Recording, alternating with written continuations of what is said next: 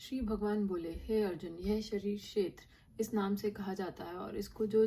जानता है उसको क्षेत्रज्ञ इस नाम से उनके तत्व को जानने वाले ज्ञानी जन कहते हैं। हे अर्जुन, तू सब क्षेत्रों में क्षेत्रज्ञ अर्थात जीवात्मा भी मुझे ही जान और क्षेत्रज्ञ को अर्थात विकार सहित प्रकृति का और पुरुष का जो तत्व से जानना है वह ज्ञान है, ऐसा मेरा मत है। वह क्षेत्र जो और जैसा है तथा जिन विकारों वाला है और जिस कारण से जो हुआ है तथा वह क्षेत्रज्ञ भी जो और जिस प्रभाव वाला है, वह सब संक्षेप में मुझसे सुन। यह क्षेत्र और क्षेत्रज्ञ का तत्व ऋषियों द्वारा बहुत प्रकार से कहा गया है और विविध वेद मंत्रों द्वारा भी विभाग पूर्वक कहा गया है तथा भली भांति निश्चय किए हुए युक्ति युक्त ब्रह्मसूत्र के पदों द्वारा भी कहा गया है। 5 महाभूत अहंकार, बुद्धि और मूल प्रकृति भी तथा 10 इंद्रियां, 1 मन और 5 इंद्रियों के विषय अर्थात शब्द, स्पर्श, रूप, रस और गंध तथा इच्छा, द्वेष, सुख, दुख, स्थूल देह का पिंड, चेतना और धृति, इस प्रकार विकारों के सहित यह क्षेत्र संक्षेप में कहा गया। श्रेष्ठता के अभिमान का अभाव, दंभाचरण का अभाव, किसी भी प्राणी को किसी प्रकार भी ना सताना, क्षमा भाव, मन, वाणी आदि की सरलता, श्रद्धा, भक्ति सहित गुरु की सेवा, बाहर भीतर की शुद्धि, अंतःकरण की स्थिरता और मन इंद्रियों सहित शरीर का निग्रह, इस लोक और परलोक के संपूर्ण भोगों में आसक्ति का अभाव और अहंकार का भी अभाव, जन्म, मृत्यु, जरा और रोग आदि में दुख और दोषों का बार बार विचार करना,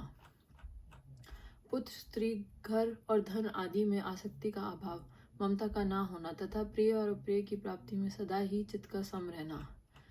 मुझ परमेश्वर में अनन्य योग के द्वारा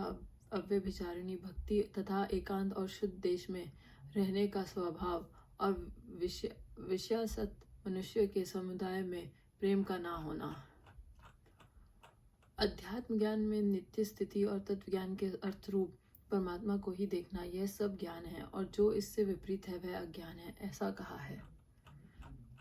जो जानने योग्य है तथा जिसको जानकर मनुष्य परमानंद को प्राप्त होता है उसको भली भांति कहूँगा। वह अनादि वाला पर ब्रह्म ना सत ही कहा जाता है ना असत ही।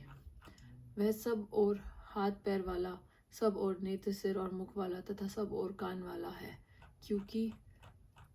वह संसार में सबको व्याप्त करके स्थित है। वह संपूर्ण इंद्रियों के विषयों को जानने वाला है परंतु वास्तव में सब इंद्रियों से रहित है तथा आसक्ति रहित होने पर भी सबका धारण पोषण करने वाला और निर्गुण होने पर भी गुणों को भोगने वाला है। वह चराचर सब भूतों के बाहर भीतर परिपूर्ण है और चर अचर भी वही है और वह सूक्ष्म होने से अविज्ञ है तथा अति समीप में और दूर में भी स्थित वही है। वह परमात्मा विभाग रहित एक रूप से आकाश के सदृश परिपूर्ण होने पर भी चराचर संपूर्ण भूतों में विभक्त सा स्थित प्रतीत होता है तथा वह जानने योग्य परमात्मा विष्णु रूप से भूतों को धारण पोषण करने वाला और रुद्र रूप से संहार करने वाला तथा ब्रह्म रूप से सबको उत्पन्न करने वाला है। वह पर ब्रह्म ज्योतियों का भी ज्योति एवं माया से अत्यंत परे कहा जाता है। वह परमात्मा बोध स्वरूप जानने के योग्य तथा एवं तत्व ज्ञान से प्राप्त करने योग्य है और सबके हृदय में विशेष रूप से स्थित है।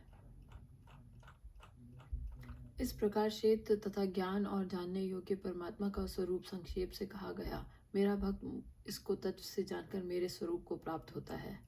प्रकृति और पुरुष इन दोनों को ही तू अनादि जान और राग द्वेष आदि विकारों को तथा त्रिगुणात्मक संपूर्ण पदार्थों को भी प्रकृति से ही उत्पन्न जान।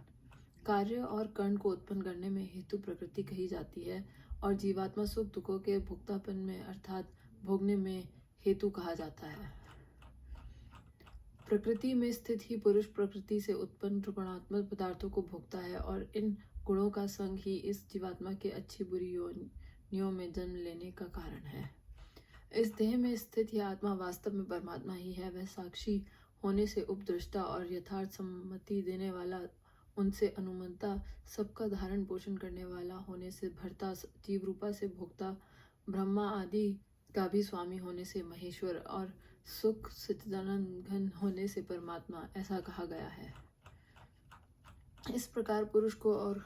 गुणों के सहित प्रकृति को जो मनुष्य तत्व से जानता है वह सब प्रकार से कर्तव्य कर्म करता हुआ भी फिर नहीं जन्मता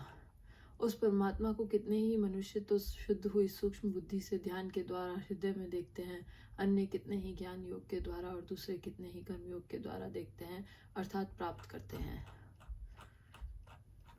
परंतु इनसे दूसरे अर्थात जो मंद बुद्धि वाले पुरुष हैं, वे इस प्रकार ना जानते हुए दूसरों से अर्थात तत्व के जानने वाले पुरुषों से